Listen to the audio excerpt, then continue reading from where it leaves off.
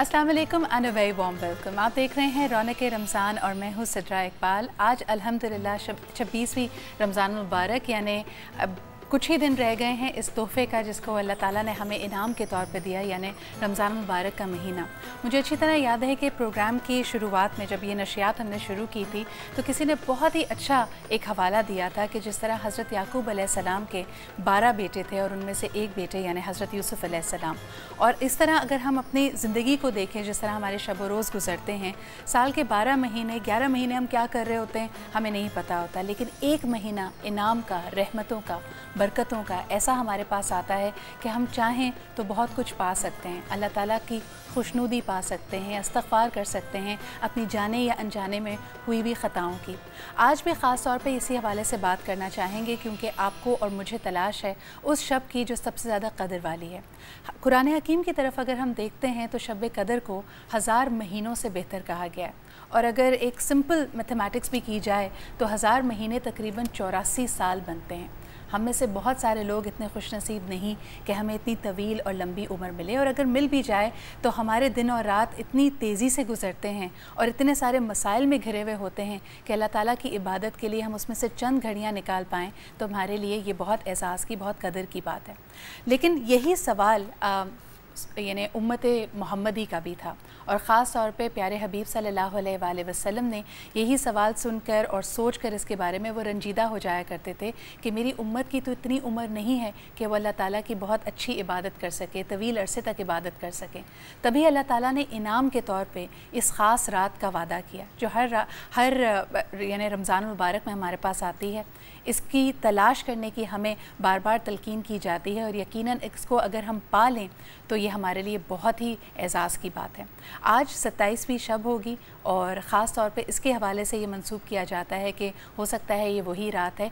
इसी तरह मेरे ख़्याल में आखिरी अशरे की तमाम ताक रातों पे हम इबादत करते हैं, और हमारे लिए यानी अगर पाकिस्तान के लिए कहा जाए तो 27वीं शब की वैसे तो ये कदर वाली रातों में से एक है ही, लेकिन इसकी ख़ास ख़ासियत ये भी है कि यही वो रात है जब पाकिस्तान भी क़याम पे आया था।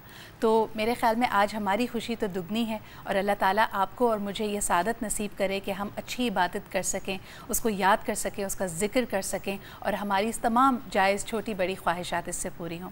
इसी उम्मीद, इसी दुआ के साथ इस ट्रांसमिशन का आगाज़ करते हैं। आज जो मेरे मेहमान मौजूद हैं उनसे भी बात करेंगे 27वीं शब की फ़जीलत के हवाले से, उनसे जानेंगे कि सबसे ज़्यादा मेरे ख़्याल में अफजल वज़ाइफ या अमाल इसमें क्या हो सकते हैं, अल्लाह ताला और सीरत नबवी से इसमें हमें क्या लेसन्स मिलते हैं। तो आइए प्रोग्राम का आगाज़ करते हैं। आज हमारे साथ हमारे बहुत ही प्यारे स्कॉलर्स मौजूद हैं, और ख़ास तौर पे इनसे हमारा नाता इस पूरी नशियात में तो रहा ही, लेकिन थ्रू आउट वैसे भी। तो सबसे पहले एक वक्फ़े पे जाने से पहले इनको मैं इंट्रोड्यूस करना चाहूँगी। हमारे साथ आज मौजूद हैं सरवत अस्करी आपा, बहुत बहुत शुक्रिया आपके यहाँ मौजूद होने का। और आप ही के साथ तशरीफ़ रखती हैं कनीज़ फ़ातिमा साहिबा, आप हिस्टोरियन भी हैं और आपका भी बहुत गहरा मुशाहिदा है इस्लामिक हिस्ट्री के हवाले से, तो आज आपके इनसे भी मुस्तफ़ीद होंगे। बहुत बहुत शुक्रिया यहाँ मौजूद होने का। एक छोटे से ब्रेक की तरफ, वक्फ़े की तरफ बढ़ते हैं, वापस आएंगे, इस गुफ्तगू को आगे बढ़ाएंगे, आपकी कॉल्स भी लेंगे, तो हमारे साथ रहिए।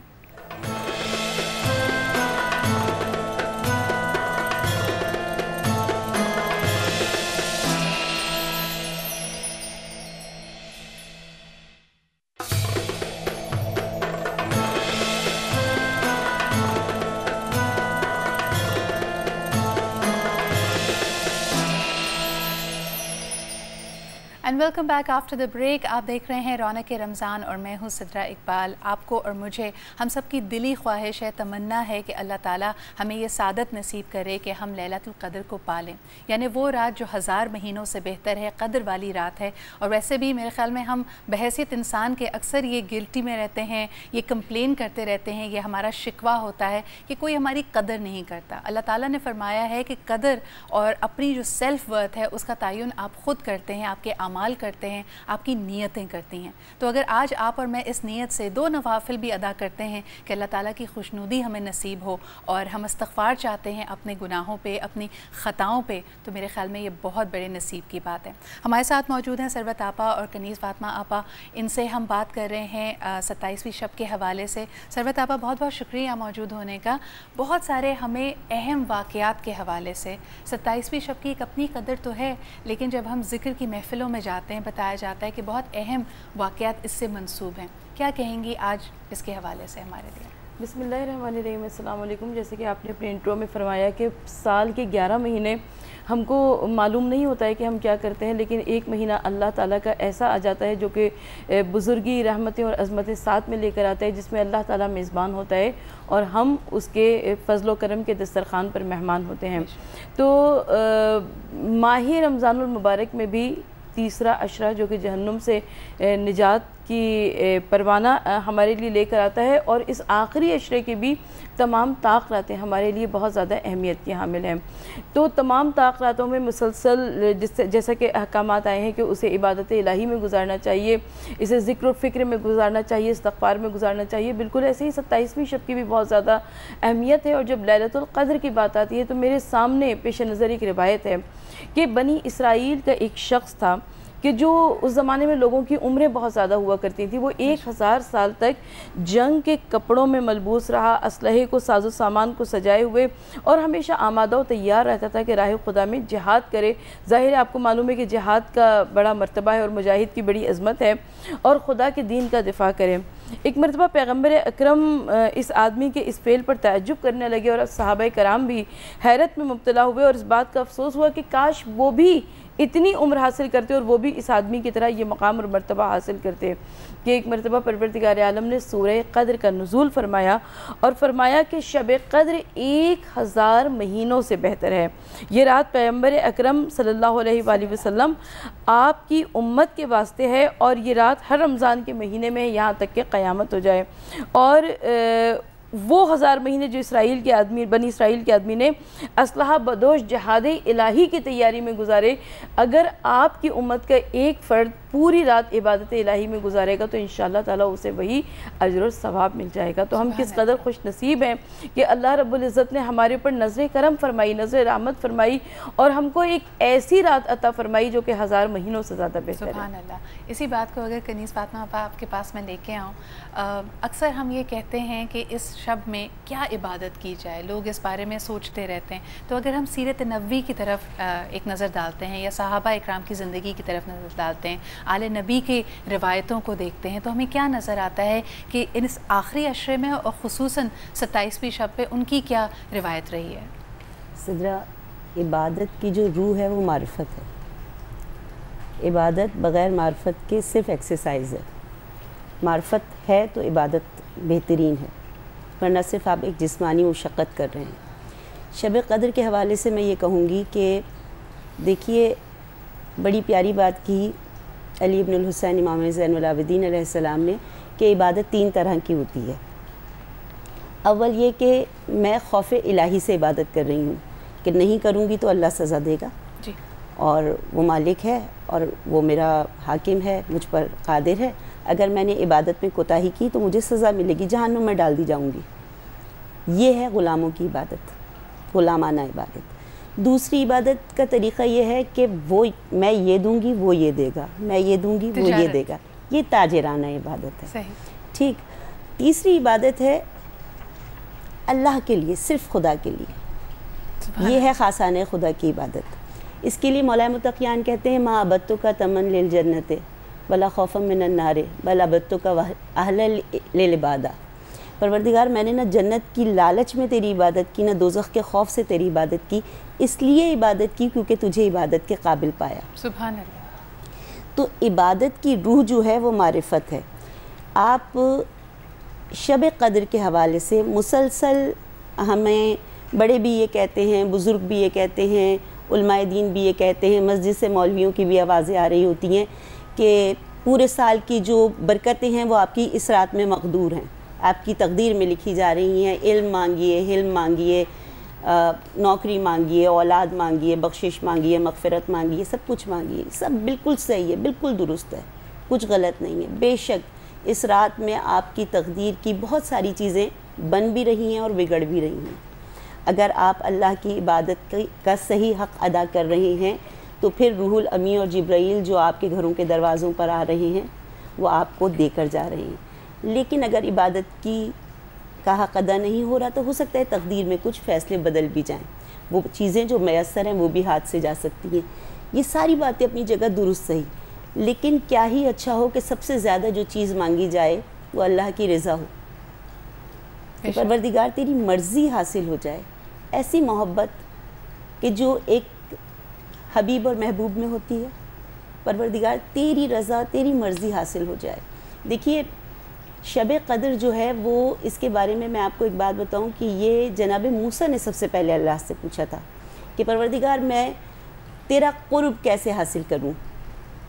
اب اس کی دلیل میں آپ کو قرآن کی وہ آیت سناتی ہوں کہ کتبہ سیامہ کما کتبہ علی الذین من قبلکم، جس طرح تم پر روزے واجب کیے گئے اس سے پہلے بھی امتوں پر واجب کیے جا چکے ہیں، بالکل اسی طرح جیسے روزے پہلی امتوں پر واجب تھے، اسی طرح شب قدر بھی پہلی امتوں کو بھی ملی ہے، یعنی ہمارے نبی کی جو ہم امت ہیں، ہم سے پہلے جو انبیاء تھے ان کی امتوں کو بھی شب قدر ملی۔ تو جب جناب موسیٰ نے اللہ سے پوچھا کہ میں تیرا قرب کیسے حاصل کروں، تو اللہ نے کہا کہ اے موسیٰ شب قدر کو پالو۔ سبحان اللہ۔ جناب موسیٰ سے اللہ نے فرمایا کہ شب قدر کو پالو اور شب قدر کی عبادت کی رات عبادت میں بسر کرو، اور وہ عبادت کا طریقہ بھی بتایا گیا۔ مولانا متقیان کی راوی ہیں بہار الانوار میں، علامہ باقر مجلسی لکھتے ہیں کہ امام متقیان کہتے ہیں کہ جناب موسیٰ نے پوچھا کہ وہ عبادت کون سی ہے، تو آپ نے فرمایا 2 رکعت نماز، جس میں پہلی رکعت میں الحمد کے بعد 7 مرتبہ قل هو اللہ، اور دوسری رکعت میں الحمد کے بعد 7 مرتبہ قل هو اللہ، اور اس کے بعد آپ استغفار کریں۔ یہ وہ مختصر نماز ہے کہ جو قرب الہی کا ذریعہ بنتی ہے، اس کے بعد آپ جتنی چاہیں عبادتیں کرتے رہیں۔ سبحان اللہ۔ اچھا کنیز آپا، اس میں مزید ہم نے ڈیٹیل میں بات کرنی ہے۔ آپ نے جو بات بتائی اس میں سب سے خوبصورت بات مجھے ابھی تک یہی لگی ہے کہ ہم اللہ تعالیٰ کی قرب کے لیے، اس کی رضا کے لیے تگ و دو کریں۔ ہمارے دل میں بہت ساری خواہشیں ہوتی ہیں اور کئی دفعہ ہم اس پہ جم جاتے ہیں کہ ہمیں یہی چاہیے، لیکن بڑے بزرگ جیسے ہمیشہ ہمیں بتاتے ہیں کہ اہم یہ ہے کہ اللہ کی رضا میں راضی ہو جاؤ اور اس سے وہ مانگو جو تمہارے حق میں بہتر ہے، جو صرف اور صرف اللہ رب العزت ہی جانتا ہے۔ اسی بات پہ ایک چھوٹا سا وقفہ لیتے ہیں and we'll be right back.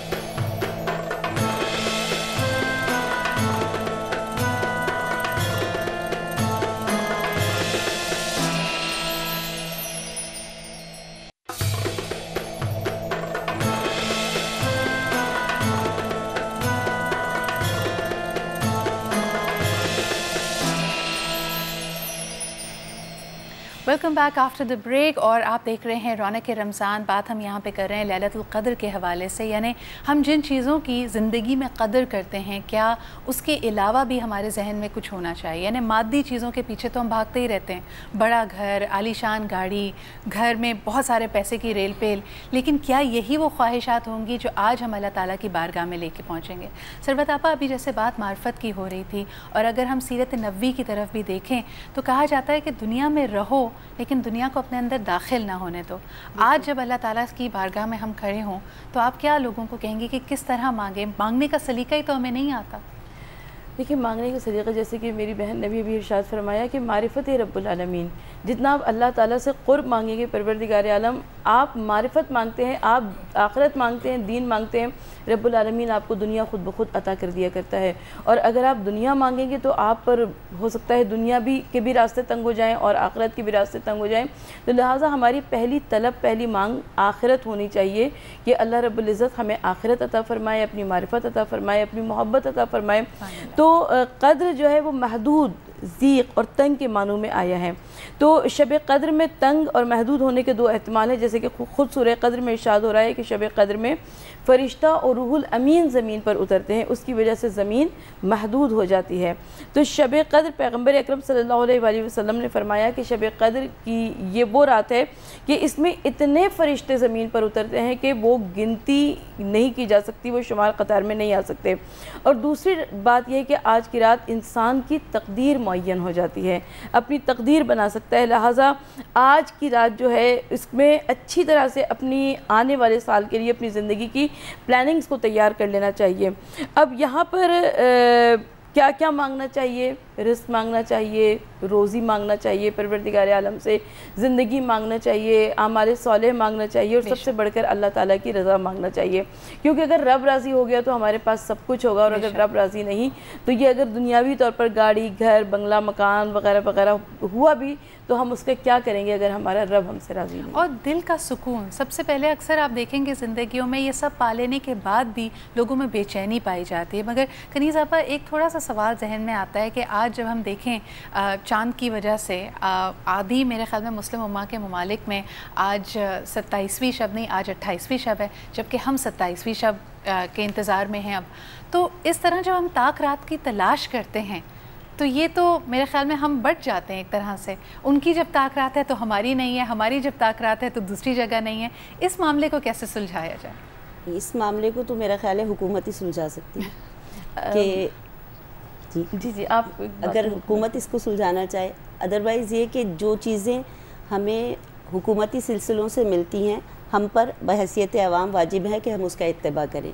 ہمیں جو 27 اپنی حکومت سے ملی ہم اسی کو 27 مانتے ہوئے آگے جس بڑھیں طرح گے۔ ہم اپنے طریقے سے اس کو لے کے چل رہے ہیں، آج 26واں روزہ ہے، کل انشاءاللہ تعالیٰ 27واں روزہ ہوگا۔ میں یہاں پر ایک بات کہنا چاہوں گی کہ جیسے کہ صدرہ آپ نے فرمایا کہ دنیا کے بہت سارے ممالک میں اور یہاں پر فرق ہے، تو یہ ڈیپینڈ کرتا ہے چاند کے گھٹنے اور بڑھنے پر، کیونکہ دنیا گول ہے اور یہ خطہ زمین جو ہے یہ خاص طریقے سے چاند اس کے اوپر حرکت کرتا ہے، تو چاند کی جو پیمائش ہے اس کا گھٹنا اور بڑھنا ہے تو یہ ہر سیکنڈ ہر آن دنیا کے ہر خطہ زمین پر مختلف ہے۔ تو ہو سکتا ہے کہ آج کی رات یہاں پر لیلۃ القدر ہو، کل کی رات کہیں اور پر ہو، اس طرح سے جہاں پر یہ لیلۃ القدر آ رہی ہے بالکل یہ وہاں پر ٹھیک ہے۔ اور اب تو بڑا سائنٹیفک ہمارے پاس طریقے موجود ہیں اور اس میں کوئی کسی قسم کی شک و شبہ کی گنجائش نہیں ہے۔ لیکن جس طرح کہا جاتا ہے شاید زیادہ افضل یہ ہے کہ ہم پورے ہی آخری عشرے میں اس رات کی تلاش کریں۔ اس میرے خیال میں امام کعبہ نے بڑی پریکٹیکل ایڈوائس اس کے بارے میں دی، انہوں نے کہا کہ اگر آپ آخری عشرے میں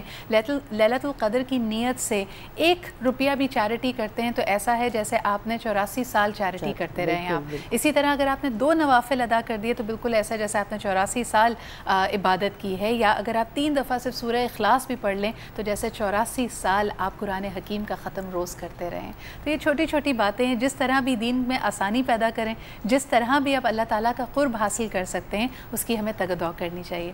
کنیز آپا، یہاں پہ یہ بھی پوچھنا چاہیں گے کہ جس طرح کہ ہمیں سیرت نبوی سے خاص طور پہ یہ ایک طرح سے روایت بھی ملتی ہے، ہدایت بھی ملتی ہے کہ 20 رکعت نفل ہر رات حضور اکرم صلی اللہ علیہ وآلہ وسلم نے ادا کیے۔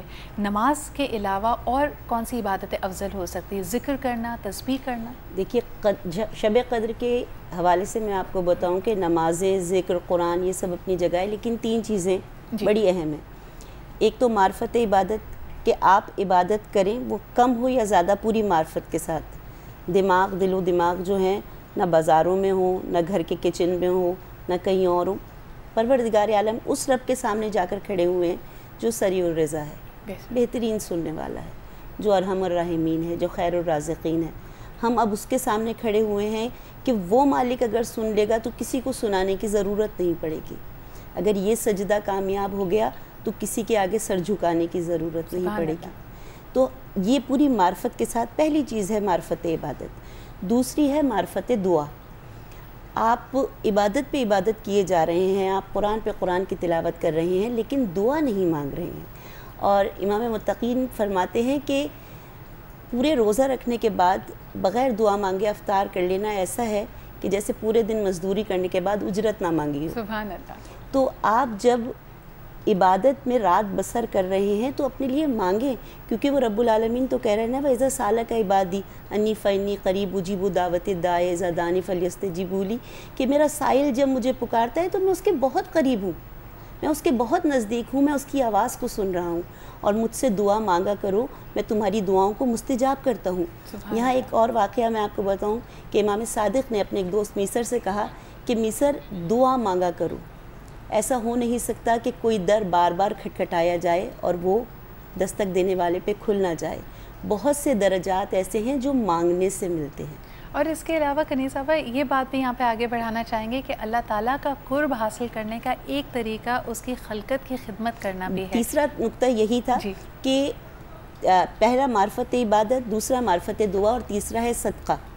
صدقہ وہ چیز ہے کہ جو آپ کی عبادت کو 4 چاند لگا دیتا ہے. اور خاص کر کے شب قدر میں آپ دیکھیے کہ لوگوں نے شب قدر میں زکوٰۃ دینا, شب قدر میں خمس ادا کرنا, شب قدر میں صدقہ دینا, کیونکہ وہ آپ کی والی بات 84 سال کا ثواب جو حقیقی ثواب ہے وہ تو مل ہی رہا ہے, لیکن اس کے علاوہ کئی گنا زیادہ آپ کو ثواب مل رہا ہے. لیکن آپ نے یہاں پہ جو بات کی اس کو میں سربت آپا کے پاس لاؤں گی ایک وقفے کے بعد, کہ دعا کرنا ہم آپس میں کبھی ہچکچاتے نہیں ہیں, کبھی ہماری کوئی ان ریزنیبل خواہش بھی ہوتی ہے تو دوسرے کو کہنے پہ, اپنی توقعات کا اظہار کرنے میں ہم کبھی ہچکچاتے نہیں ہیں. لیکن اللہ جو رب العزت ہے اور تمام کائنات کا مالک ہے, اس سے ہم یہ بات کرتے ہوئے, اپنے لیے دعا مانگتے ہوئے کیوں ہم میں ہچکچاہٹ آ گئی ہے, اس پہ بات کریں گے ایک چھوٹے سے بریک کے بعد.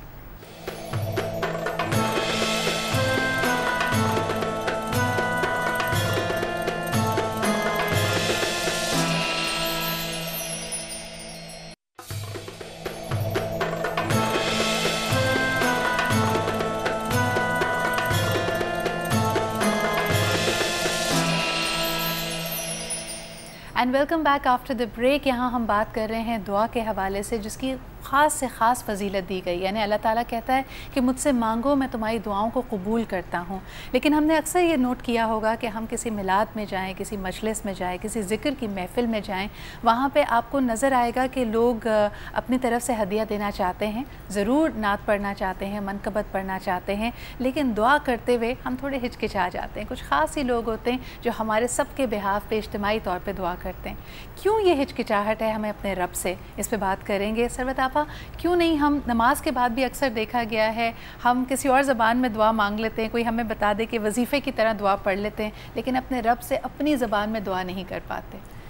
صدرہ, یہ تو آپ نے اتنی خوبصورت بات کہی ہے کہ میں کہتی ہوں کہ یہ جتنے بھی ناظرین دیکھ رہے ہوں گے ان سب یہ کام آئے گی کہ دعا, الدعا صلاح المومن, دعا مومن کا ہتھیار ہے. ہم شاید پہلے بھی کسی پروگرام میں یہ بات کر چکے ہیں. اور رب العالمین سے ایسے دعا مانگنی چاہیے جیسے کہ دعا مانگنے کا حق ہے. جس طرح سے ایک چھوٹا سا بچہ اپنی ماں سے لپٹ جاتا ہے, روتا ہے, بے قرار ہوتا ہے, ضد کرتا ہے, اسے معلوم ہے کہ ماں ہی اس کو دے گی. اسی طریقے سے ہمارا بھی یہی طریقہ ہونا چاہیے کہ ہم روئیں, گڑ گڑائیں, اللہ تعالیٰ سے تضرع کے ساتھ مانگیں, فریاد کریں. وہ نہ دے گا تو کون دے گا؟ وہ شان اور قدرت والا ہے, وہ پالنہار ہے, پالنے والا ہے. میں ایک ٹی وی چینل پر ایک پروگرام ہوسٹ کرتی ہوں, ریلیجیس پروگرام, ایک لائیو ٹیلی فون کالز آتی ہیں, کالز ریسیو کرتی ہوں. ایک مولانا صاحب ہوتے ہیں, وہ دعائیں وغیرہ بتاتے ہیں. آپ یقین کیجئے کہ میں بہت ساری کالز جب ریسیو کرتی ہوں تو میں ان لوگوں سے پوچھتی ہوں کہ اچھا ٹھیک ہے, آپ کو وظیفہ بتا دیا جائے گا, دعا بتا دی جائے گی, لیکن یہ بتائیے کہ آپ نماز پڑھتے ہیں کہ نہیں. آپ یقین کیجئے بڑے افسوس کے ساتھ یہ کہنا پڑتا ہے کہ 60% لوگ, 65% لوگ کم از کم کہتے ہیں کہ جی ہم نماز نہیں, پابندی نہیں ہو پاتی. تو میں یہ کہتی ہوں کہ نماز تو خود دعا ہے, اور نماز کے بعد جب آپ پروردگار عالم سے دعا مانگتے ہیں تو آج ہماری نمازیں کیسی ہو گئی کہ ہمارا اسمارٹ موبائل فون ہمارے برابر میں رکھا ہوتا ہے, ہم جلدی جلدی نماز پڑھتے ہیں اور ادھر ہم نے آخری سلام پھیرا اور اس کے بعد ہم اپنا موبائل چیک کرتے ہیں, واٹس ایپ, وائبر, فیس بک, ٹویٹر, سب کچھ چیک کیا, اور رحمت رب العالمین انتظار کرتی رہ گئی کہ ابھی میرا بندہ دعا مانگے گا, دعا مانگے گا. دعا مانگنے کا وقت گزر جاتا ہے اور ہم دنیاوی باتوں میں لگے رہتے ہیں. ایک کتاب ہے یہی شہر کراچی سے شائع ہوئی, دعا رب العالمین اور انسان, رائٹر ہے محمد علی سید صاحب. اس کے اندر ایک واقعہ میں نے پڑھا, بڑا خوبصورت وہ واقعہ تھا. آپ لکھتے ہیں کہ ایک کویت کے ایک تاجر تھے, جب وہ جنگ ہوئی کویت کی تو ان کو بے سر و سامانے کے عالم میں پاکستان آنا پڑا, تو ان کا بہت سارا پیسہ وہاں پر پھنس گیا تھا. وہ چاولوں کے تاجر تھے, بہت سارا پیسہ وہاں پر پھنس گیا. تو وہ کسی صاحب کے پاس آئے جن کے بارے میں لوگ کہتے تھے کہ بھئی ان کی دعائیں قبول ہو جاتی ہیں, یہ دعا بتا دیتے ہیں.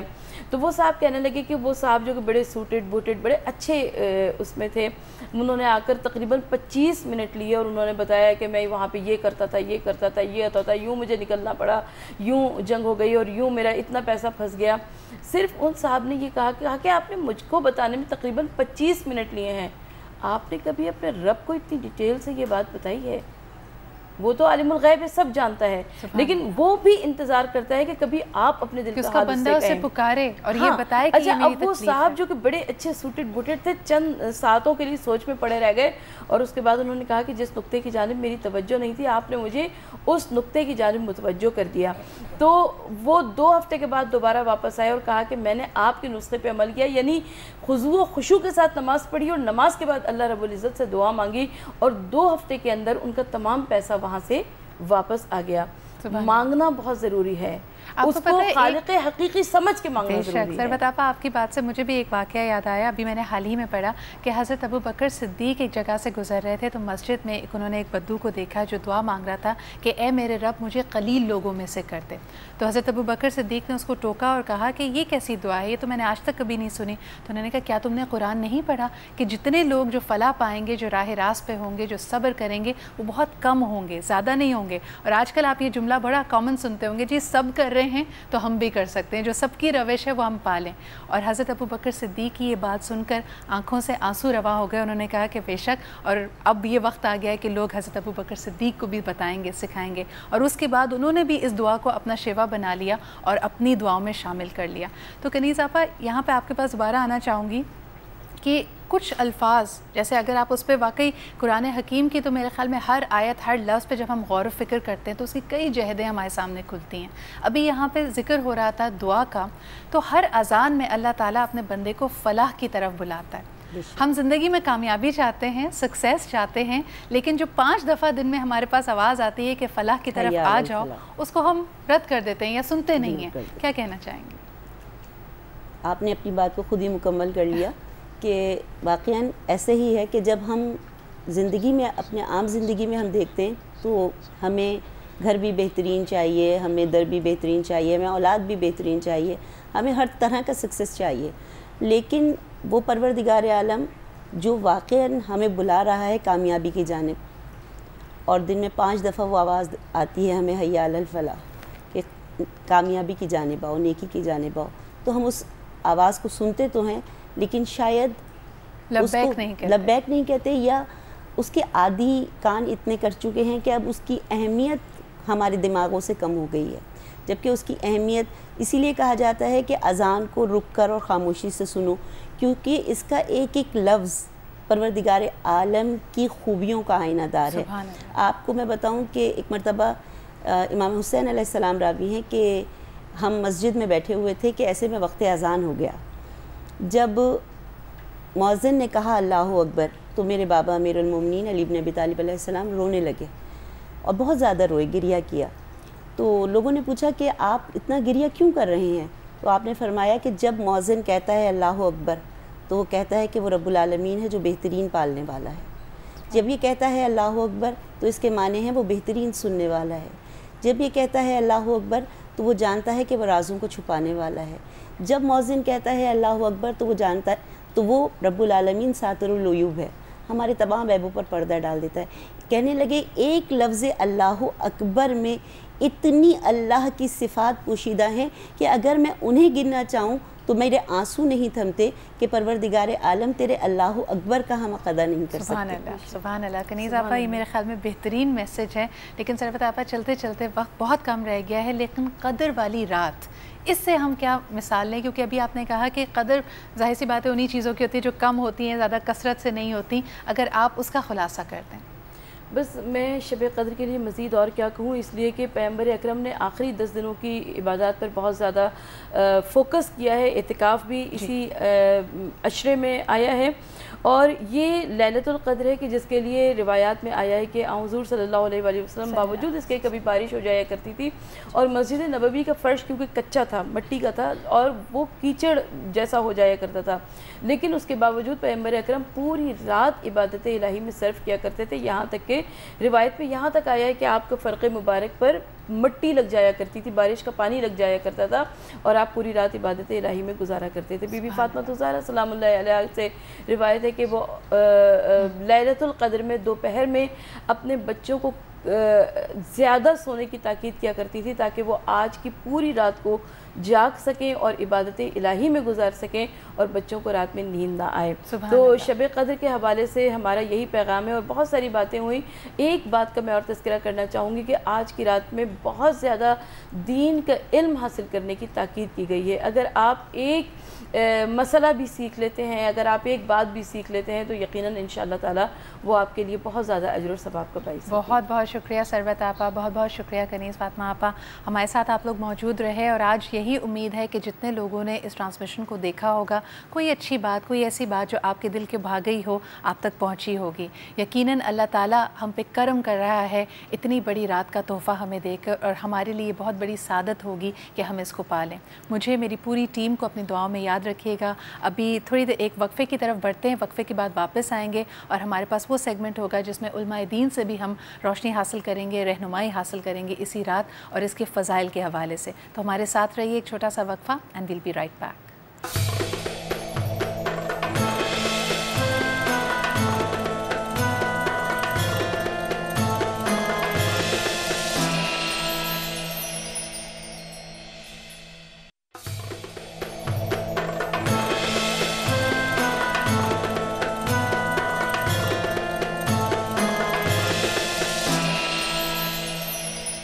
Welcome back after the break. आप देख रहे हैं रौनक रमज़ान और हमारा ख़ुसूसी प्रोग्राम आज 27वीं शब के हवाले से जारी और सारी है।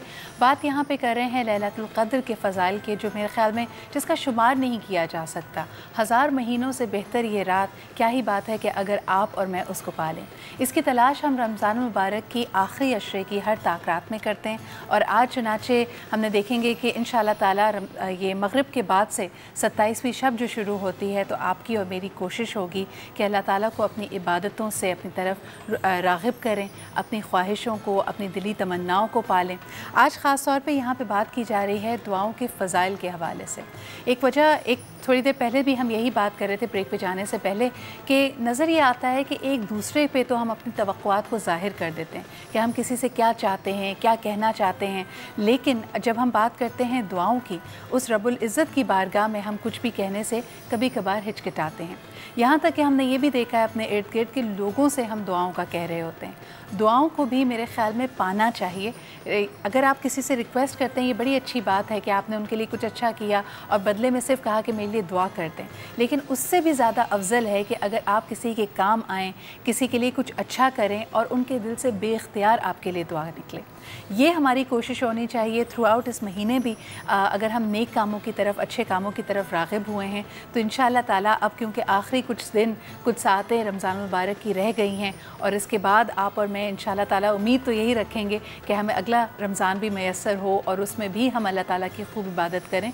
लेकिन जिस तरह के हज़रत अली का कौल है कि हर नमाज को इतनी दिलजोई से, इतनी मेरे ख़्याल में अक़ीदत के साथ अदा की जाए कि जैसे वो शायद आपकी ज़िंदगी की आखिरी इबादत है, तो उसमें आपको लुत्फ़ भी आएगा, उसमें आपको मार्फत भी नसीब होगी और यही बेहतरीन इबादतों में इसका शुमार किया जाता है।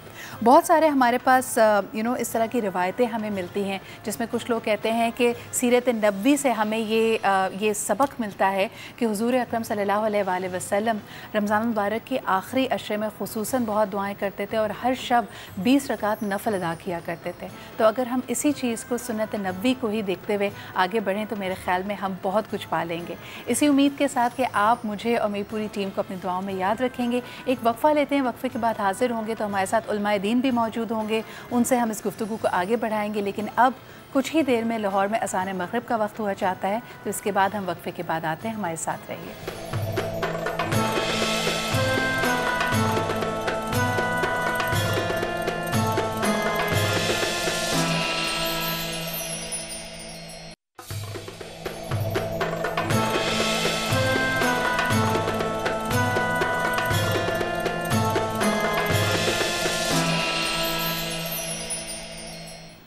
Welcome back after the break. आप देख रहे हैं रौनक रमज़ान। आज का हमारा ख़ुसूसी प्रोग्राम लैलतुल क़द्र के हवाले से। वैसे तो इस पूरे ही महीने हमने ख़ुसूसी दुआएं की हैं, रातों को क़याम किया है और हमारी कोशिश रही है कि इस महीने की, इस बाबरकत महीने की रहमतें और बरकतें हम समेटें। लेकिन अब वो ख़ास दिन हमारे सामने मौजूद हैं, वो ख़ास रातें जिसको कुरान हकीम में ख़ुद क़द्र वाली रात कहा गया है। इसके हवाले से बात करेंगे। आज हमारे साथ मौजूद हैं अल्लामा असग़र शाहिदी साहब और आप ही के साथ तशरीफ़ रखते हैं मुफ्ती मोहम्मद शाहिद मदनी साहब। बहुत बहुत शुक्रिया आप दोनों की आमद का। मुफ्ती साहब, अगर गुफ्तगू का आगाज़ मैं आपसे करूँ, लैलतुल क़द्र, अगर इसको सिर्फ लफ्ज़ी मायने को ही देखा जाए, क़द्र वाली रात कह के अल्लाह ताला इसके बारे में हमें बता रहे हैं, तो इससे हम क्या सबक ले सकते हैं? क़द्र वाली रात इसको क्यों कहा गया? आऊज़ु बिल्लाहि मिनश्शैतानिर्रजीम, बिस्मिल्लाहिर्रहमानिर्रहीम। एक तो शब क़द्र के हवाले से पूरी सूरत कुरान में नाजिल हुई, तो जिसके लिए पूरी सूरत कुरान में नाजिल हो वो क़द्र वाली रात ही होगी। मैं तर्जमा ज़िक्र कर देता हूँ, उसी से बात समझ में आ जाएगी। अल्लाह ताला इरशाद फरमाता है सूरह क़द्र में, इन्ना अंज़लनाहु फ़ी लैलतिल क़द्र, बेशक हमने नाजिल किया उसे यानी कुरान को फ़ी लैलतिल क़द्र, शब क़द्र में। अब शब क़द्र क्या है? तो अल्लाह फरमाता है वमा अदराका मा लैलतुल क़द्र, ए सुनने वाले तू क्या जाने कि शब क़द्र क्या है। लैलतुल क़द्री, शब क़द्र खैरुन, ज़्यादा बेहतर है, मिन अल्फ़ी शहर, हज़ार महीनों से। हज़ार महीने होते हैं 83 साल 4 माह, अगर हम सालों के हिसाब से लें। तनज़्ज़लुल मलाइकतु, फ़रिश्ते उतरते हैं इसमें, वर्रूहु, और रूह अमीन यानी जिब्रील अमीन अलैहिस्सलाम। सलाम, ये रात सलामती वाली है, हत्ता मतलाइल फ़ज्र, यहाँ तक के फ़ज्र तुलू हो जाए। इस एक रात में इबादत करना अल्लाह ताला ने 83 साल 4 महीनों की इबादत से ज़्यादा बेहतर करार दिया, और कितना बेहतर करार दिया ये वो जानता है। मुख्तसरन वाक़या ये है कि उम्म साबिक़ा में एक शख्स गुज़रे हैं, हज़रत शमऊन। उन्होंने 1000 साल तक अल्लाह की बंदगी यूँ की कि दिन में रोज़ा रखते थे, प्लस जिहाद करते थे, फ़ारिग़ होकर पूरी रात क़याम करते थे। तो नबी करीम ने ज़िक्र किया तो सहाबा आबदीदा हो गए, या रसूलल्लाह हमारी उम्रें तो बहुत छोटी हैं। तो नबी करीम सल्लल्लाहु अलैहि वसल्लम भी रंजीदा हुए, तो अल्लाह ने सूरह क़द्र अता फ़रमाई कि महबूब आप आबदीदा और रंजीदा ना हो, सवाब हमने देना है। उन्होंने 1000 महीने तक इबादत की, उन्हें 1000 महीने की इबादत का सवाब मिलेगा। आपकी उम्मत को हर साल एक ऐसी रात दे रहे हैं कि जो उस एक रात में इबादत करेगा तो हम उसका सवाब 1000 महीनों की इबादत से बढ़ा देंगे। नबी करीम अलैहि अफ़्ज़लुस सलाती व तस्लीम ने इरशाद फरमाया, तहर्रु लैलतल क़द्री मिनल अश्रिल अवाखिर मिन रमज़ान, कि तुम शब क़द्र को माह रमज़ान के आखिरी अशरे की ताक रातों में तलाश करो। आप तशरीफ़ लाए, आपने फरमाया मैं तुम्हें बताने आया था कि शब क़द्र कौन सी रात है, लेकिन 2 अफराद झगड़ रहे थे तो अल्लाह ने उस रात को छुपा दिया। अब ताक रातों में से हर रात में कोशिश की जाए कि शब क़द्र को तलाश किया जाए। जी मुफ्ती साहब, यहाँ पे एक सवाल हमने पहले भी वक्फे से पहले भी उठाया था, आपके सामने लेके आएंगे। उसमें बात की जा रही थी कि इस वक्त अगर चाँद की मंजिलों को देखा जाए तो जहाँ जहाँ रोज़े रखे जा रहे हैं वहाँ तारीख़ों में फ़र्क है। यानी आज हमारे यहाँ तो 27वीं शब है, लेकिन बहुत सारी जगहें ऐसी हैं जहाँ पे 28वीं शब है।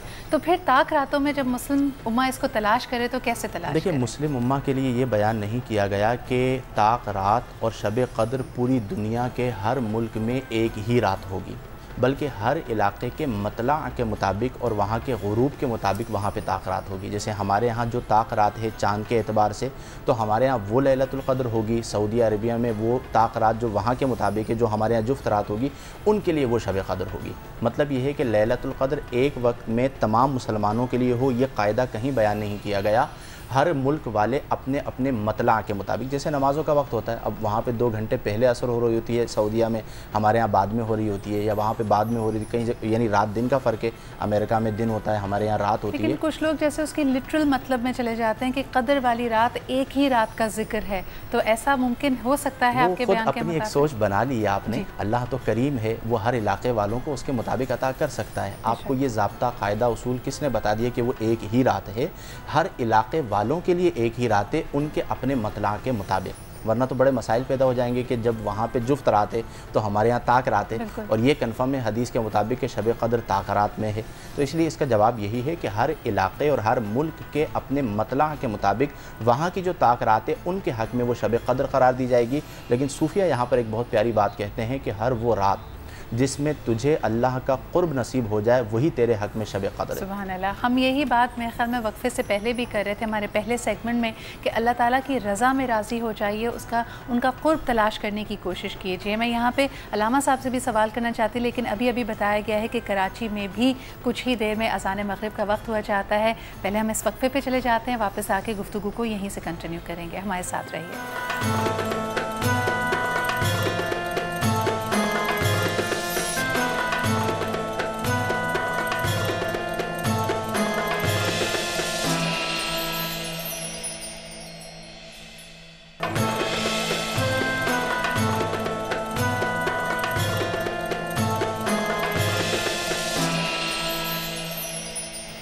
Welcome back after the break. यहाँ पे हमारा खुसूसी प्रोग्राम, आज की बैठक, आज की नशिस्त अबाउट लैलतुल क़द्र। अल्लामा साहब, यहाँ पे सवाल करना चाहेंगे कि अगर हम सीरत नबी की तरफ देखते हैं, हुज़ूर अकरम सल्लल्लाहु अलैहि वसल्लम के असहाबा इकराम और आले नबी की तरफ देखते हैं, ख़ास तौर पे हमें कौन सी इबादतें, किस तरह का ज़िक्र ताक़रातों में नज़र आता है जिससे हम भी सबक लेके उसको अपनी ज़िंदगी में शामिल करें? देखिए जैसे ताक रातों का जो मामला है वो अहले तशरीह हों या अहले सुन्नत हों तो दो रातें बड़ी अहम नज़र आती हैं और मुख्तलिफ उसकी रिवायतें अहले तशरीह किताबों में भी है और अहले सुन्नत किताबों में, और दोनों इस चीज़ को मानते हैं। 23 की शब को भी और 27 की शब को भी, दो शब हैं और उसकी दो रिवायत है।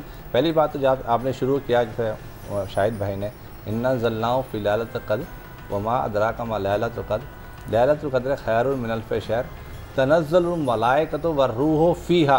मैं आयत तो सिर्फ इसलिए उठा रहा हूँ कि पहले की तर्जुमा इन्होंने बहुत अच्छा कर दिया। और लैलतुल क़द्र खैरुम मिन अल्फ़ि शहर तनज़्ज़लुल मलाइकतु वर्रूहु फ़ीहा, यानी वहाँ से फ़रिश्ते उतरते हैं, अरवाहें उतरती हैं। जो उतरते हैं तो उतरने का वो जाते क्या हैं, किसके पास जाते हैं, कौन लोग हैं कि जिनके पास वो हाज़िरी देते हैं। तो खुदा ने कभी भी अपनी ज़मीन को अपनी हुज्जत से खाली नहीं रखा।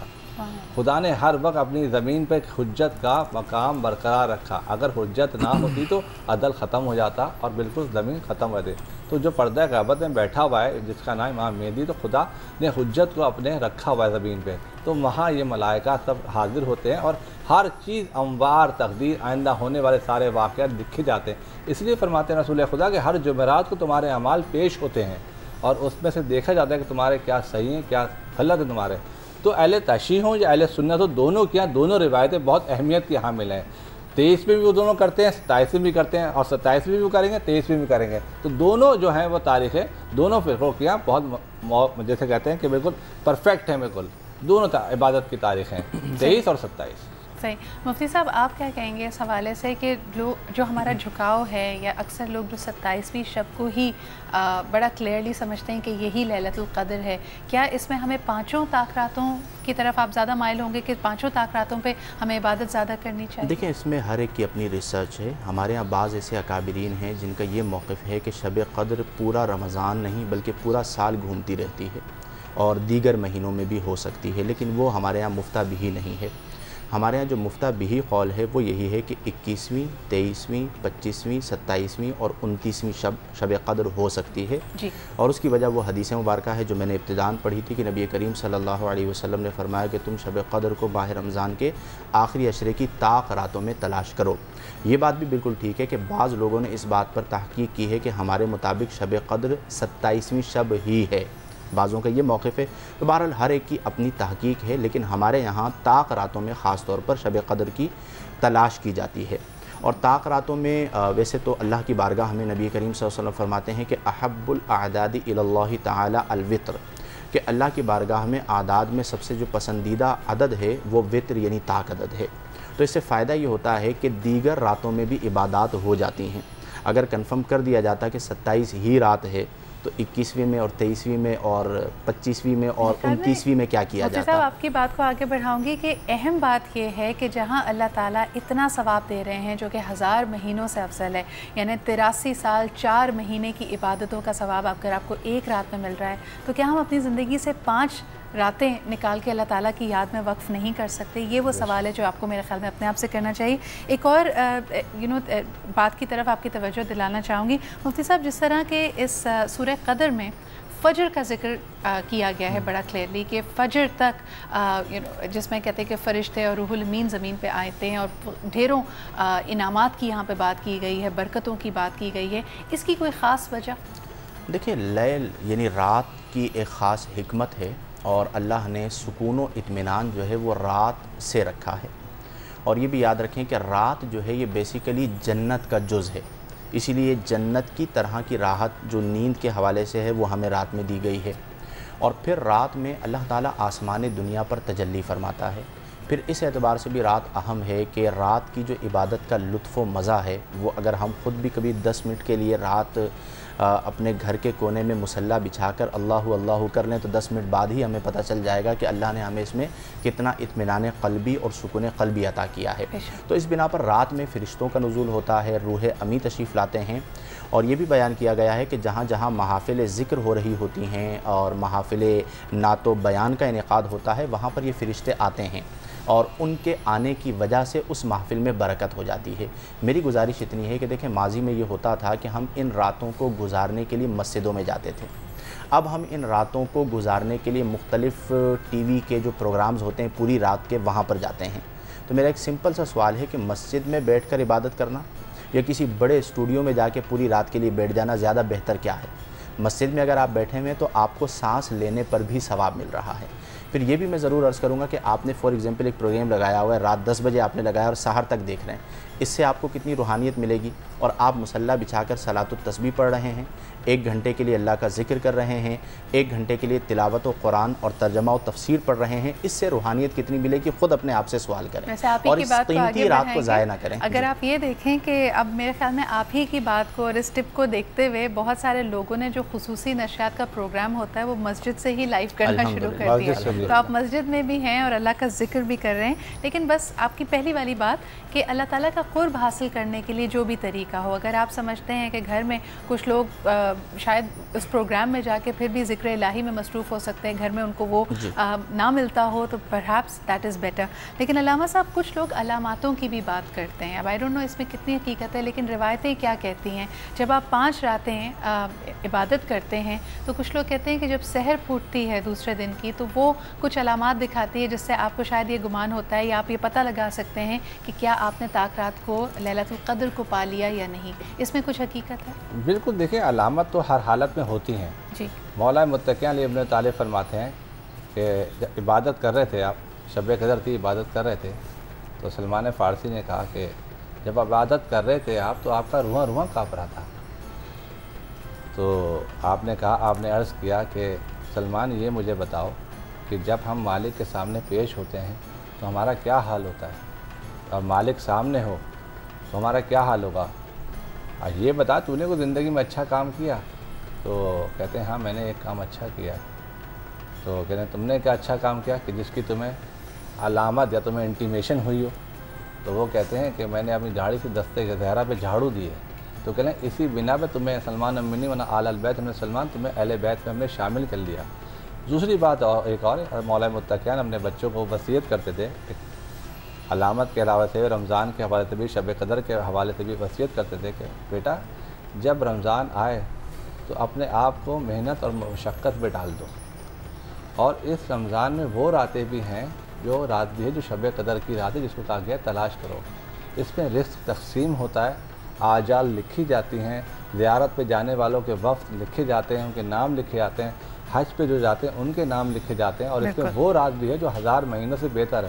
اب جب میں 1000 کا جملہ آ رہا ہے تو جب ہم قرآن پڑھتے ہیں تو قرآن میں ہمیں 1000 سے بڑا جملہ نظر نہیں آتا، کیونکہ 1000 جو ہے وہ کثرت کے لیے استعمال کیا گیا ہے، 1000 کا مطلب لاکھ بھی ہو سکتا ہے، کروڑ بھی ہو سکتا ہے، اس لیے فرمایا کہ پروردگار کا بھی ذکر کرو، محمد کا ذکر کرو، اس کی آل کا بھی ذکر کرو، اور ان شب میں آپ درود کثرت سے پڑھیں اور سورہ قدر کثرت سے پڑھیں تاکہ تمہارے آنے والا وقت تمہارے لیے اچھا، اور تمہارے لیے خدا جو عالم لکھ رہا ہے وہ اچھا لکھتا چلا جائے۔ بالکل صحیح، بالکل ایک دفعہ پھر اسی بات کو ریپیٹ کریں گے کہ درود پاک آپ کثرت سے پڑھیں اس شب میں، اور ساتھ ہی ساتھ جس طرح کہ کہا گیا کہ سورہ قدر کا بھی جتنا آپ ورد کر سکتے ہیں یہ اچھا اور مسنون سمجھا جاتا ہے۔ اس پہ ایک چھوٹا سا بریک لیتے ہیں، بریک کے بعد واپس آئیں گے، گفتگو کو آگے بڑھائیں گے، کیونکہ خاص طور پہ لوگ یہ بھی جاننا چاہتے ہیں کہ کیا وجہ ہے کہ آپ کچھ عبادتیں یعنی کچھ وظائف اس سے منسوب کر دیتے ہیں خاص دنوں سے، کیا وہ صحیح ہے؟ دوسرا ہمارے پاس ایک سوال آیا تھا کہ آخری عشرے میں رمضان المبارک میں کیا کاروبار نہ کرنے کے حوالے سے کچھ کہا گیا ہے؟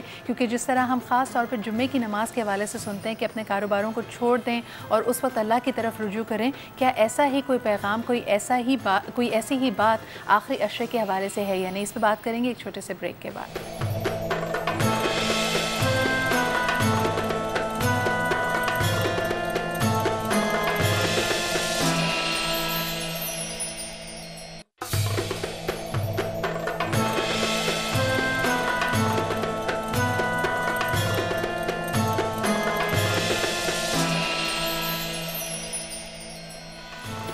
Welcome back after the break, آپ دیکھ رہے ہیں رونق رمضان، اور بریک پہ جانے سے پہلے جو سوال ہم نے آپ کے سامنے رکھا کہ کہا جاتا ہے جس طرح جمعے کی نماز کے حوالے سے خاص طور پہ تلقین کی گئی ہے کہ اس وقت اپنے کاروباروں کو چھوڑ کے آپ اللہ کی طرف رجوع کریں اور اس نماز کی پابندی کریں جو اجتماعی نماز ہے مسلمانوں کی، لیکن کیا ایسا ہی کوئی حکم خاص طور پہ رمضان مبارک کے آخری عشرے کے لیے دیا گیا ہے؟ یہ ہمارے پاس سوال آیا تھا، تو ہم چاہیں گے کہ مفتی صاحب اس پہ ہماری تھوڑی رہنمائی کیجیے۔ دیکھیں ہمارے ہاں تو اسی عشرے میں کاروبار عروج پر ہوتا ہے، اگر اسے منع کر دیا جائے گا تو لوگ ویسے ہی دین سے دور ہیں اور زیادہ دور ہو جائیں گے۔ کاروبار کی کوئی ممانعت نہیں ہے، کاروبار کیا جا سکتا ہے، ہاں یہ ضرور کہوں گا کہ آخری عشرہ بہت اہم ہے کہ رمضان اپنے پک پر کہہ لیجئے یا اپنے عروج پر کہہ لیجئے، عروج پر پہنچ کر جہنم سے آزادی کے مژدے سنا کر جا رہا ہوتا ہے، تو اس میں بازاروں میں وقت گزارنا یہ زیادہ بہتر نہیں ہے۔ میں اکثر عرض کرتا ہوں ہمارے مسلمانوں کو چاہیے کہ عید کی تیاری کوشش کریں رمضان سے پہلے کر لیں، کیونکہ یہ راتیں ہیں لیلۃ الجائزہ، حتیٰ کہ جو چاند رات آتی ہے عید اگلی صبح کو ہوتی ہے تو اسے لیلۃ الجائزہ کہا جاتا ہے، انعامات کی رات، کہ مزدور نے پورا مہینہ مزدوری کی ہے، اب اللہ تعالیٰ انہیں انعامات عطا فرما رہا ہے۔ حضرت عمر رضی اللہ عنہ کو عید کے دن دیکھا تو آپ بڑے عابدیدہ اور رنجیدہ تھے، تو کہا یا امیر المؤمنین عید کا دن ہے اور آپ رو رہے ہیں، یہ تو خوشی کا دن ہے۔ تو آپ نے فرمایا، ایک تاریخی جملہ آپ نے کہا کہ لیس العید لمن لبس الجدید انما العید لمن خاف الوعید۔ آپ نے فرمایا عید تو اس کے لیے ہے کہ جسے پتہ ہو کہ میرے روزے قبول ہو گئے، میری تراویحاں قبول ہو گئیں، میری عبادات قبول ہو گئیں، مجھے اپنی عبادات کے حتمی طور پر قبول ہونے کا نہیں پتہ۔ تو آپ نے کہا کہ عید اس کے لیے نہیں ہے جس نے نیا لباس پہن لیا، انما العید لمن خاف الوعید، عید اس کے لیے ہے جس کے دل میں وعید کا یعنی قیامت کے دن کا خوف ہو۔ تو ٹھیک ہے ہمیں خریداری کرنی چاہیے، ضروریات ہیں، اسلام منع بھی نہیں کرتا، لیکن کوشش یہ کریں کہ ان راتوں میں عبادات کا بھی اہتمام ہو۔ یہ خریداری کی راتیں بیسیکلی نہیں ہیں، وہ ضرورت ہے، بیسیکلی یہ عبادات کی راتیں ہیں۔ اللہ تعالیٰ سے انعامات سمیٹنے کی رات ہے اور اس کے لیے جتنی آپ عبادت کریں وہ کم ہے۔ علامہ صاحب آپ کیا کہیں گے؟ اکثر ویسے دیکھا یہ گیا ہے کہ کاروباری شخصیات سے ہوتی ہیں یا جو دکاندار حضرات ہوتے ہیں وہ پہلے 10 روز میں اپنی تراویحوں کی اہتمام کر لیتے ہیں اور اس کے بعد ان کی کوشش ہوتی ہے کہ نصف رمضان کے بعد زیادہ سے زیادہ وقت وہ اپنی دکان کو دیں۔ کیا کہیں گے؟ جیسے میرے بھائی نے کہا بالکل صحیح فرمایا انہوں نے، کیونکہ کاروبار کو منع بھی نہیں کر سکتے، کیونکہ کاروبار تو کرنا ہے، کیونکہ اس لیے کہا گیا یہاں ایک قول بھی حضرت علیہ السلام کا کہ معاش کی تنگی انسان کو کافر بنا دیتی ہے، تو کاروبار تو کرنا ہے، مگر یہ جو راتیں ہیں یہ عبادت کی راتیں ہیں۔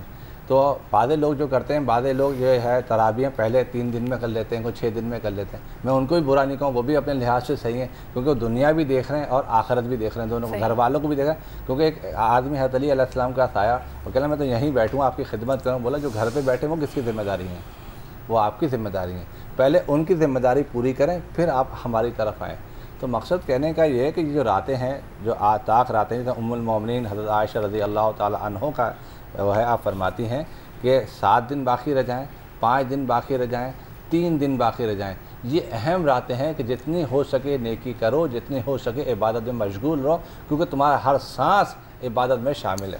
یہاں پہ ایک اور چیز میں ذکر کر دوں، چونکہ 27ویں رات ہے تو 27ویں رات کو تراویح میں ختم قرآن ہوتا ہے، ختم تراویح نہیں ہوتی۔ بے شک ہمارے ہاں 27ویں کے بعد لوگ بھاگ جاتے ہیں کہ شاید تراویح ختم ہو گئی، تو تراویح تو پورا رمضان سنت مؤکدہ ہے، تو جس طرح آج تراویح سنت مؤکدہ ہے، 28 کو بھی ہے اور پھر 29 کو بھی ہے، تو برائے مہربانی 27 کے بعد مسجد ویران نہ کیا کریں، اس کے بعد بھی آپ نے تراویح پڑھنی ہے۔ یہ ختم قرآن ہوا ہے، ختم تراویح نہیں ہوئی ہے۔ ہمارے ہاں شاید لوگ یہ سمجھتے ہیں، ہمارے لوگ ختم کر دیتے ہیں، ہم جلدی رخصت کر دیتے ہیں رمضان کو۔ ابھی آپ کے پاس 3 الحمدللہ روزے اور ہوتے ہیں، لیکن یہاں پہ کیونکہ موضوع نکل ہی آیا ہے تو مفتی صاحب شبینہ کے حوالے سے بھی بتائیے گا، کیونکہ ویسے تو کہا جاتا ہے کہ قرآن مجید کو جب آپ اس کی تلاوت کریں تو اس کو سمجھ کر پڑھیں، ٹھہر کر پڑھیں، اس کے بارے میں غور و فکر کریں، تو شبینہ آپ کس طرح دیکھتے ہیں اس کے؟ دیکھیں شبینہ بھی اگر ترتیل سے پڑھا جائے تو بہت اچھا کام ہے، لیکن اگر ترتیل سے پڑھا جائے، اور ہوتا یہ ہے عمومی طور پر اس پر اعتراض اس لیے ہوتا ہے کہ چونکہ ایک رات میں پورا قرآن ختم کرنا ہے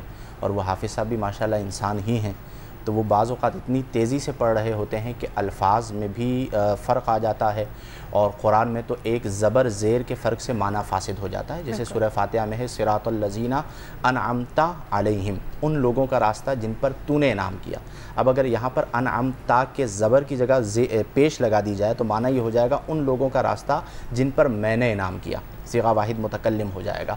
تو اس لیے اگر شبینے کا اہتمام کیا جائے اس دور میں بھی تو بہت اچھی بات ہے کہ ایک تعداد جمع ہو کر ختم قرآن کر رہی ہے، اور ہمارے اکابرین سے یہ ثابت ہے کہ وہ پوری رات میں قرآن ختم کر لیا کرتے تھے، لیکن اس میں یہی کہا جائے گا کہ ورتل القرآن ترتیلا، یہ کلام الہی ہے، اسے آپ ترتیل سے پڑھیں، جلد بازی میں مبتلا نہ ہوں، لیکن اس کی حیثیت نہ فرض ہے نہ واجب ہے، صرف سنت ہے۔ اگر آپ اس سنت پر عمل کرتے ہیں بہت اچھی بات ہے، سب کے لیے دعا کر دیں، ہمارے لیے بھی دعا کر لیں، آپ خط پہ قرآن کر رہے ہیں، لیکن پڑھتے ہوئے اس بات کا خیال رکھیں کہ آپ نے جلد بازی میں حروف کو چبانا نہیں ہے، اعراب کی غلطیاں نہیں کرنی، پلس آپ نے چھوڑنا نہیں ہے. بعض ایسے حفاظ بھی ہوتے ہیں کہ وہ ایک رکوع کہیں پہ چھوڑ دیا, 2 رکوع کہیں پہ چھوڑ دیے. جب اصل میں اب ہمارے بچے حافظ بن رہے ہیں, اب وہ بچے لاوالی پن کا بھی شکار ہوتے ہیں, تو وہ جلدی کے اندر جو ہے وہ غلطی کر جاتے ہیں. تو یوں تاکید کر دی جائے, لیکن یہ اچھا عمل ہے. ہماری بعض مساجد میں اس کا اہتمام ہوتا ہے, جو لوگ شرکت کرتے ہیں. اب چونکہ اس میں لگتے ہیں کئی گھنٹے, اب کوئی کئی گھنٹے اللہ کے حضور عبادت میں کھڑا ہے, تو اس کی تو میں سمجھتا ہوں تعریف ہی کی جانے چاہیے کہ اس پرفتن دور میں جو عملی طور پر انتہائی درجے کی تنزلی کا دور ہے, اور کوئی اللہ کی بارگاہ میں 4 گھنٹے کھڑے ہو کر تلاوت کر رہا ہے یا سن رہا ہے, تو اس کی تو قسمت پہ رشک کرنا چاہیے. اس دور کا تو وہ ولی کامل ہے کہ ایک ساتھ تراویح پڑھنے کے بعد شبینہ بھی پڑھ رہا ہے اور دن میں روزہ بھی رکھا ہے.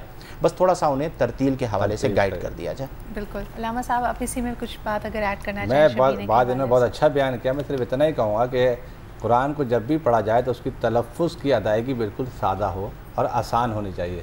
ایسا نہیں کہ جیسے زیر زبر سے ہونے سے آیت کا مفہوم چینج ہو جاتا ہے. بس کوشش یہ کی جائے کہ پیغمبر اکرم کا یہ بھی ارشاد ہے, جب پڑھو تو بہت طریقے سے پڑھو. اور ایسا بعض جگہ تو مور کا پر بھی استعمال کیا گیا ہے کہ اس کو لے کے, اور اتنی نفاست سے پڑھو, اور جب پڑھا جا رہا ہو تو امید کرو کہ لوگ چپ رہیں, بیچ میں گفتگو نہ کریں جب قرآن کی تلاوت ہو رہی ہو. آپ نے یہاں پہ جس طرح ذکر کیا سیرت انبیاء کے حوالے سے, تو مفتی صاحب اس پہ تھوڑا سا ہماری گائیڈنس کیجیے گا کہ قصص الانبیاء جب بیان کیے جاتے ہیں تو اکثر اس میں ایسی ڈیٹیلز ہوتی ہیں جن کا ذکر ہم قرآن حکیم میں نہیں دیکھتے, تو اس کی کیا روایت ہوتی ہے, کہاں اس کی تحقیق یا تفسیر سے ہمیں یہ پتہ لگتا ہے؟ اور کئی لوگ اکثر اس مغالطے میں رہتے ہیں کہ شاید we go beyond what is stated in Quran, تو آپ کیا کہیں گے؟ دیکھیں, قرآن میں 500 آیات احکام کی ہیں کہ جن میں ہمیں کہا گیا ہے کہ نماز پڑھنی ہے, زکوٰۃ دینی ہے, صلہ رحمی کرنی ہے, وغیرہ وغیرہ.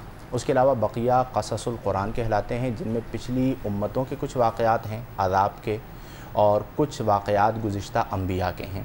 اب قصص القرآن میں ہمارے ہاں بڑا رطب و یابس مارکیٹ میں آ گیا ہے کہ غیر مستند لوگوں نے کتابوں میں ان واقعات کو کہانی کے انداز میں جمع کر دیا ہے. تو اس میں میرا مشورہ تو یہی ہے کہ آپ قرآنی واقعہ پڑھیں تو قرآنی تفسیر کے ساتھ پڑھیں, اور اس پر اگر آپ کتاب کے حوالے سے پوچھنا چاہیں تو غالباً قصص القرآن عبد الرزاق بھترالوی صاحب کی ایک کتاب میں نے دیکھی ہے, ہمارے یہاں اردو بازار سے مل جائے گی. وہ بڑی مستند کتاب ہے, غالباً میرے ذہن میں آ رہا ہے, چونکہ انہوں نے قرآنی آیات کی روشنی میں ترجمہ کر کے ان چیزوں کو جمع کر دیا ہے. تو بس اس چیز کا خیال کیا جائے. کچھ ایسے واقعات ہوتے ہیں کہ جن میں انبیاء کی طرف عیب کی نسبت ہے, انہی کتابوں میں وہ لکھ دیے گئے ہیں. اب ایک عام آدمی تو نہیں اس کی چھان پھٹک کر سکتا کہ یہ ٹھیک ہے یا یہ غلط ہے, تو اس سے پھر کسی مستند عالم سے پوچھ لیا جائے کہ جی میں نے اس موضوع پر مطالعہ کرنا ہے, آپ مجھے سجیسٹ کر دیجئے کہ کون سی کتاب پڑھنی ہے. اب ہم چونکہ کتابوں سے وابستہ عمومی طور پر رہتے ہیں پورا سال ہی, تو اندازہ ہوتا ہے کہ کون سا مستند آئٹر ہے, کون سا غیر مستند ہے, کس کی عبارات اور کس کی تحریر میں سقم ہے, کمزوری ہے, کس کی تحریر مضبوط ہے اور دلائل کے مطابق ہے. تو یہ زیادہ بہتر رہتا ہے. اگر آپ خود لینے جائیں گے تو بعض ایسے رائٹر ہیں کہ جو غیر عالم ہیں اور انہوں نے صرف اردو کتابوں سے دیکھ کر لکھ دیا, آگے اچھے انداز میں مرتب کر دیا, لیکن ہمارا جو ذخیرہ ہے وہ چونکہ عربی میں ہے, تو وہ لکھنے والا جو عربی جانتا ہو اس کی تحریر میں, اور وہ رائٹر جو عربی نہ جانتا ہو اس کی تحریر میں زمین آسمان کا فرق ہوتا ہے. بہت بہت شکریہ مفتی صاحب اس حوالے سے رہنمائی کرنے کا. اور یہاں تو یہ کہا جاتا ہے کہ زیر زبر کا فرق بھی نہ ہو, اور خصوصاً جب ہم ان قصص الانبیاء کی بات کرتے ہیں تو اس میں اکثر یہ دیکھنے میں آتا ہے کہ اگر آپ قرآن حکیم کی طرف دیکھیں تو یہ قصے یا یہ کہانیاں آپ کو ہدایت کی طریقے سے بتائی جاتی ہیں. It is not a history book. اس میں آپ کو کئی دفعہ یہ نہیں پتہ چلے گا کہ اس زمانے کی بات ہو رہی ہے, جو کہ اکثر بحث میں لائی جاتی ہیں. مگر بہرحال یہ ایک بہت ہی خاص طور پہ آج کی رات کے حوالے سے کہ اپنی دعاؤں میں اللہ تعالیٰ کی رغبت کو, اس کی قرب کو پانے کی کوشش کیجیے. اور خاص طور پہ یہ بھی کہ ہم اکثر اپنی دعاؤں میں ایک طرح سے ڈٹ سے جاتے ہیں کہ ہم اللہ تعالیٰ سے ضد کرنے لگتے ہیں کہ ہمیں یہی چاہیے, یا التجا کرتے ہیں, جو کہ اچھی بات ہے, لیکن اس سے بھی زیادہ افضل ہے کہ آپ اللہ تعالیٰ کی رضا میں راضی ہو جائیں اور آپ یہ دعا مانگیں کہ جو آپ کے حق میں بہتر ہے, جو صرف اللہ رب العزت جانتا ہے, وہ آپ کو عطا ہو. اسی نوٹ پہ ہمارے آج کے پروگرام کا اختتام ہوتا ہے. بہت بہت شکریہ مفتی صاحب, بہت بہت شکریہ علامہ صاحب for being here with us, اور ایک دفعہ پھر آپ سے اجازت چاہتے ہیں. کل آپ سے دوبارہ ملاقات ہوگی. اپنا خیال رکھیے. خدا حافظ.